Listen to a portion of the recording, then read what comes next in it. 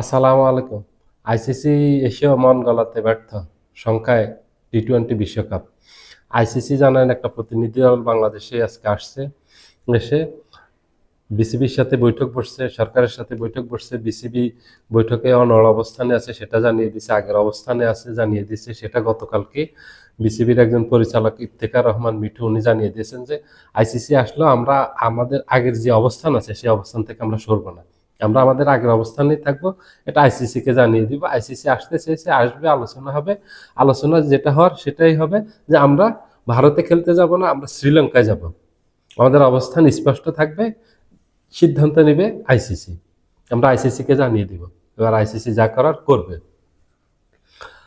ঠিক যেটা বলেছে আজকে আলোচনায় সেটাই হয়েছে। বিসিবির সাথে বৈঠক বসেছে, বিসিবি স্পষ্ট জানিয়ে দিয়েছে ভারতে খেলতে যাবে না, নিরাপত্তা শঙ্কা আছে, শ্রীলঙ্কাতে ম্যাচ নিতে হবে।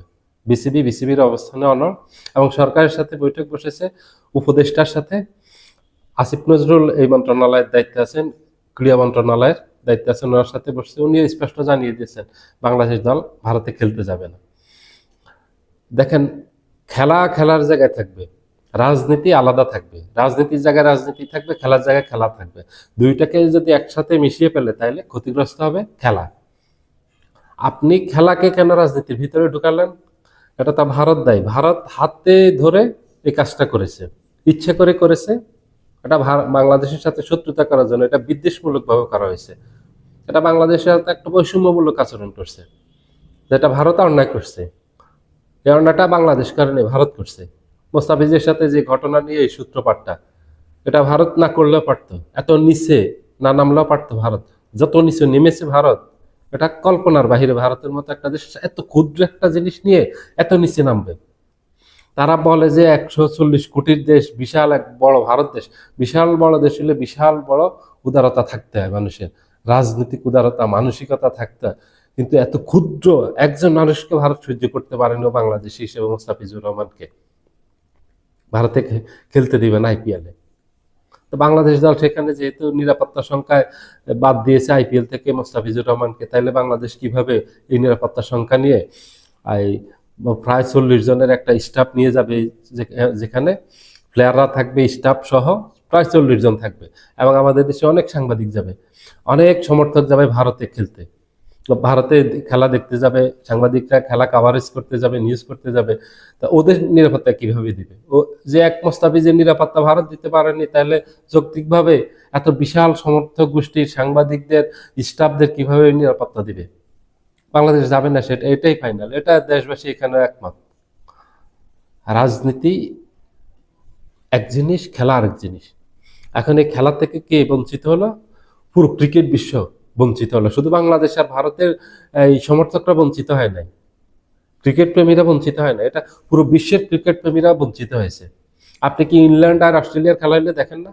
আমি তো দেখি, আমি ইংল্যান্ড অস্ট্রেলিয়ার খেলা দেখি, সাউথ আফ্রিকা জিম্বাবুয়ের খেলা দেখি, শ্রীলঙ্কা ইন্ডিয়ার খেলা দেখি, পাকিস্তানের খেলা দেখি, সব দেশের খেলা দেখি। তাহলে এই যে খেলাটা যদি বন্ধ হয়ে যায়, যদি খেলাটা হতে না পারে, শঙ্কা যাচ্ছে এখন এই টি-20 বিশ্বকাপটা হবে কিনা ভারতে, এটা নিয়ে শঙ্কা যাচ্ছে এখন। এখন এই খেলাটা না হলে কারা ক্ষতিগ্রস্ত হবে? ভারত ক্ষতিগ্রস্ত হবে, ভারতের ভাবমূর্তি নষ্ট হবে, ভারতের ভাবমূর্তি ক্ষুণ্ণ হবে। পুরো বিশ্বের কাছে ভারতের ভারত সমালোচিত হয়েছে এই ঘটনা নিয়ে, এবং আরো সমালোচিত হবে, আরো ভারতের মর্যাদা ক্ষুণ্ণ হবে, ভারত বিশ্বের কাছে আরো ছোট হবে, ইমেজটা নষ্ট হবে যদি বিশ্বকাপ যদি ভারতে না হয়। এটা দায় দায়িত্ব সব ভারতের। বাংলাদেশে কোনোভাবে দায়ী করতে পারবে না, বাংলাদেশের উপর বিন্দুমাত্র কোনো দোষ আরোপ করতে পারবে না যে এই বাংলাদেশের এই অপরাধে, এখানে বাংলাদেশের কারণে এটা হয়নি, এটা বলতে পারবে না। তাহলে কে ছোট হলো? এই খারাপ কাজটা করতে গিয়ে আপনি যে খারাপ কাজ করবেন কেন? দরকার কি?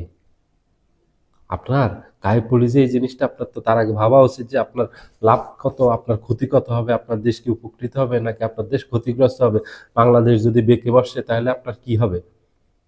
বাংলাদেশ যাবে না সেখানে, পাকিস্তান যাবে না, এরপরে দেখা গেছে খেলাটাই হবে না, বিশ্বকাপটা হবে না, তাইলে বাংলা ভারতের উপর দায়িত্ব সব যাবে যে ভারত ব্যর্থ।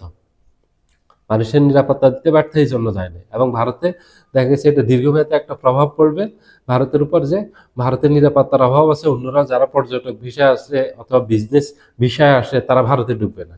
যে ভারতের নিরাপত্তা সংকটের কারণে টি-20 বিশ্বকাপ বাতিল হয়ে গেছে, তারা একটা টি-20 বিশ্বকাপ আয়োজন করতে পারেনি, আমরা সেখানে যাব না।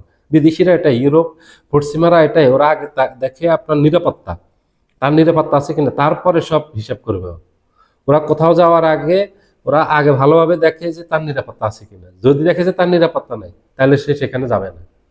আর দেখে যদি নিরাপত্তা 100% আছে, তখন সে সেখানে যাবে, তার আগে যাবে না। এতে ক্ষতিগ্রস্ত হলো ভারত, বাংলাদেশের কিছুই হয়নি। সবাই ভালো থাকবেন, আল্লাহ হাফেজ।